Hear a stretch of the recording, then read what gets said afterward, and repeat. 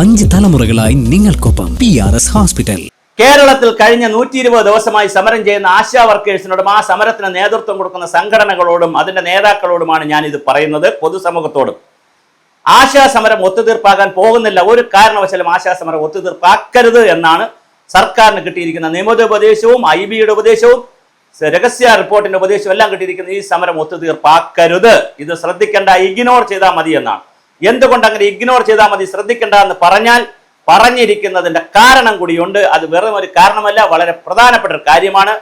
20 ലക്ഷത്തോളം ആളുകളാണ് ഗ്ലോബലൈസേഷൻ വന്നതിന് ശേഷം, കേരളത്തിൽ ആഗോളവൽക്കരണത്തിന് ശേഷം, 90കൾക്ക് ശേഷം അണ്ടർ എംപ്ലോയ്മെന്റ് എന്നോ അല്ലെങ്കിൽ ഏറ്റവും നാമമാത്രമായ തുകയ്ക്ക് പ്രവർത്തിക്കുന്ന 20 ലക്ഷത്തിനും 25 ലക്ഷത്തിനും ഇടയ്ക്ക് കേരളത്തിൽ സ്ത്രീകളുണ്ട്. സ്ത്രീകളാണ്, അതാണ് അതിന്റെ തമാശ. 25 ലക്ഷത്തോളം സ്ത്രീകൾ വളരെ നാമമാത്രമായ തുകയ്ക്ക് കേരളത്തിൽ പ്രവർത്തിക്കുന്നുണ്ട്. അത് അംഗൻവാടി ടീച്ചറാവട്ടെ, അംഗൻവാടി വർക്കറാവട്ടെ, അംഗൻവാടികളുടെ ആയമാരാവട്ടെ, അത് ബാലവാടികളുടെ ആയമാരാകട്ടെ, അത് പിന്നെ കുട്ടികളുടെ സ്കൂളിന്റെ ആളുകളാകട്ടെ, തൊഴിലുറപ്പുകാരാകട്ടെ, പ്രീ പ്രൈമറിയിലെ ആളുകളാകട്ടെ, ഹരിതസേനയിലുള്ളവരാകട്ടെ, അതുപോലെ തന്നെ ഈ ആശാ വർക്കേഴ്സ് ആകട്ടെ, ഇങ്ങനെ 20-25 ലക്ഷത്തിനും ഇടയ്ക്ക് ആളുകളാണ് ഇങ്ങനെ നിൽക്കുന്നത്, സ്കീമുകളിൽ പ്രവർത്തിക്കുന്നത്. അത് മാത്രമല്ല, NRHM എന്ന് പറയുന്ന സ്കീമിലാണല്ലോ ആശാ വർക്കേഴ്സ് പ്രവർത്തിക്കുന്നത്.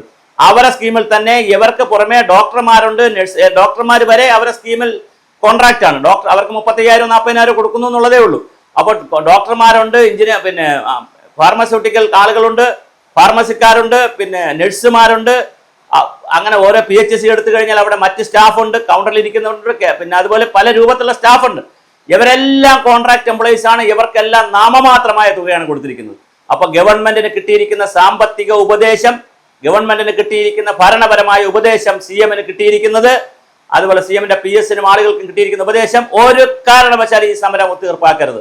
ഈ സമരം ഒത്തുതീർപ്പാക്കി ഇപ്പോൾ അവർക്ക് പൈസ കൊടുത്താൽ, 1 രൂപ കൂട്ടിക്കൊടുത്താലും ബാക്കിയുള്ള 20 ലക്ഷം 25 ലക്ഷം ആളുകൾ തിരിയും. അവർ സമരം ചെയ്യില്ലായിരിക്കും. ചിലപ്പോൾ കുറച്ചുപേർ സമരത്തിന് വരും. ഇനി അവർ സമരം ചെയ്തില്ലെങ്കിലും അവർ ഇലക്ഷൻ വരുന്ന വർഷങ്ങളാണ്, 2 വർഷങ്ങൾ. പഞ്ചായത്ത് തെരഞ്ഞെടുപ്പ് വരുന്നു, അതുപോലെ തന്നെ അസംബ്ലി, പിന്നെ എന്താണ് നമ്മുടെ അസംബ്ലി തെരഞ്ഞെടുപ്പ് വരുന്നു. ഈ 26,000 പേർ വോട്ട് ചെയ്യാതിരുന്നാലും, ഇനി അതിൽ CIT-കാരുണ്ട്, AITC-കാർ, പല സംഘടനകളുണ്ട്, കോൺഗ്രസ്സുകാരൊക്കെ ഉണ്ട്. അവർ 10-26,000 പേരിൽ കുറച്ചു പേർ വോട്ട് ചെയ്യാതിരുന്നാലും, അവരുടെ കുടുംബം വോട്ട് ചെയ്തിരുന്നാലും 1 ലക്ഷം വോട്ടിന് താഴെ വരുമായിരിക്കും മാക്സിമം. അല്ലാതെ ഇപ്പൊ ആശാ വർക്കേഴ്സിന് ശമ്പളം കൊടുത്തില്ല എന്ന് പറഞ്ഞ് പൊതുസമൂഹം ഒന്നും കയറി വോട്ട് ചെയ്യാതിരിക്കുന്നില്ല. അപ്പൊ ആ വോട്ടിംഗ് സമയത്ത് ഇതും ആശാ വർക്കേഴ്സിന് ശമ്പളം കൊടുത്തില്ല, അതുകൊണ്ട് ഞങ്ങൾ ഇപ്രാവശ്യം പിണറായി വിജയൻ വോട്ട് കൊടുക്കുന്നില്ല, സതീശൻ വോട്ട് കൊടുക്കാമെന്ന് പറഞ്ഞൊന്നും ആരും ചെയ്യുമെന്നൊന്നും ഇവിടെ കരുതേണ്ട കാര്യമില്ല. ജനാധിപത്യത്തിൽ അങ്ങനെയൊക്കെ വിശ്വസിക്കുന്നത് മൗഢ്യമാണ്. അപ്പൊ പിന്നെ എന്താണ് സ്ഥിതി? 1 ലക്ഷം ആളുകളുടെ വോട്ടില്ലെങ്കിലും 20 ലക്ഷത്തിന്റെ വോട്ട് അവിടെ ഉണ്ടല്ലോ, അവരെ ഉണർത്തണ്ട. പാമ്പിനെ ഉണർത്തും പോലെ, അല്ലെങ്കിൽ അവരെ ബഹളം ഉണ്ടാക്കി അവർ ഉണർന്നാൽ അടുത്ത 2 വർഷം സമര പരമ്പരകളായിരിക്കും. ഒരുപക്ഷെ അത് കേരളത്തിന്റെ രാഷ്ട്രീയമായ തിരിച്ചടികൾക്ക് കാരണമായേക്കാം. UDF-ന്റെ ഭരണത്തിനും BJP-ക്കും ഒക്കെ വലിയൊരു സമര വടി കൊടുക്കാനുള്ള സാധ്യതയുണ്ട്. 20 ലക്ഷത്തിന് സമരത്തിലേക്ക് തള്ളിവിടണ്ട. അതുകൊണ്ട് 26,000 പേരുടെ കാര്യം ശ്രദ്ധിക്കേണ്ട, അത് ഇഗ്നോർ ചെയ്യുക, അത് ഒഴിവാക്കുക, മറക്കുക, പൊറുക്കുക.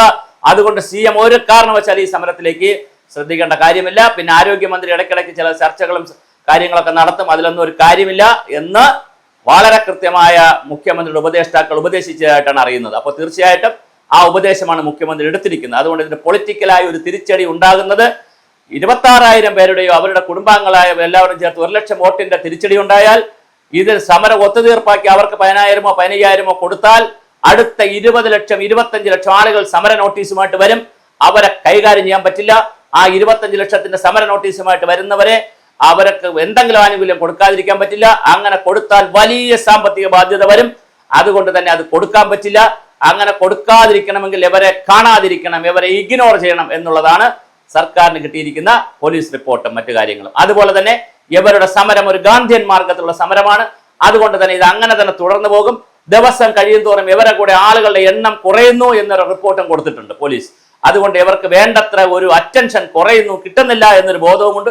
അതിന്റെ ശരി തെറ്റുകൾ എനിക്കറിയില്ല. ഞാൻ മനസ്സിലാക്കിയെടുത്തോളം ഓരോ ദിവസം കഴിയും തോറും ആശാ വർക്കേഴ്സിന്റെ ശക്തി കൂടി വരികയാണ്. അവർ തെരുവ് നാടകം നടത്തുന്നു, സമരം നടത്തുന്നു, നിലമ്പൂർ പോകുന്നു, അവരുടെ ശക്തി കൂടി വരികയാണ്. അവർ ഓരോ റൊട്ടേഷൻ വെച്ചിട്ട് സെക്രട്ടേറിയറ്റിന്റെ അവിടെ ഓരോ ദിവസവും പല രൂപത്തിൽ പല ആളുകളും വന്നു പോവുകയാണ്. അതിൽ CIT-യിലുള്ളവരും AITC-യിലുള്ളവരും ഉണ്ടെന്നാണ് ഞാൻ മനസ്സിലാക്കുന്നത്. അതുകൊണ്ട് സമരത്തിന് പിന്തുണ കുറഞ്ഞു എന്നൊരു അഭിപ്രായം എനിക്കില്ല. പക്ഷേ അത് സമരത്തിന് പിന്തുണ കുറയുമെന്നും അല്ലെങ്കിൽ കുറയുന്നുവെന്നും ഒരു കാരണവശാലും ഈ സമരത്തെ മൈൻഡ് ചെയ്യേണ്ട എന്നുള്ളതാണ് ഗവൺമെന്റിന് കിട്ടിയിരിക്കുന്ന ഉപദേശം. അതായിരിക്കും അവർ മുന്നോട്ട് കൊണ്ടുപോകുന്നത് എന്ന് നമ്മൾ പ്രത്യേകം ശ്രദ്ധിക്കുക.